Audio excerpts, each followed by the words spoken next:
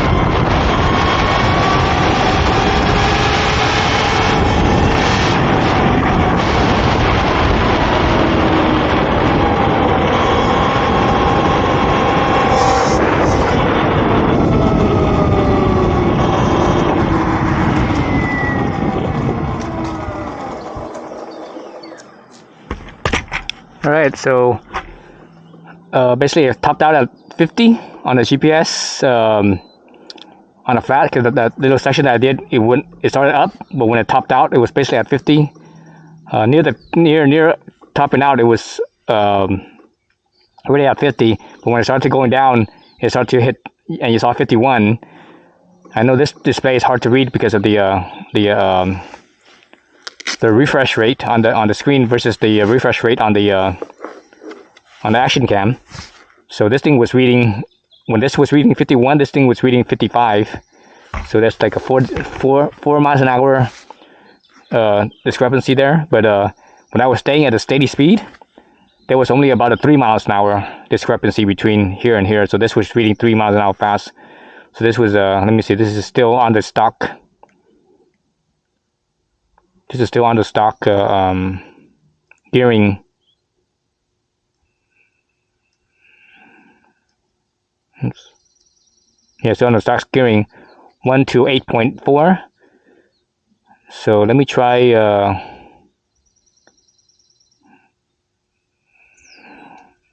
9.1. Let's see, both direction is actually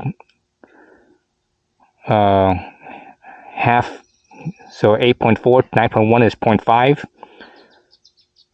7.5 to 8.4, that's 0.9. So let me try this 9.1 ratio and see what happens. See if it's accurate or not.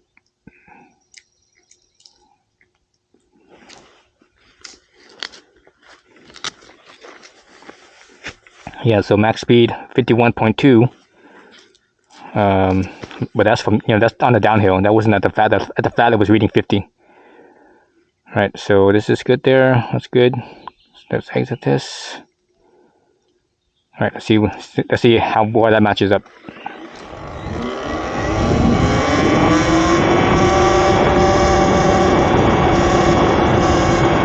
Oh, it's pretty close.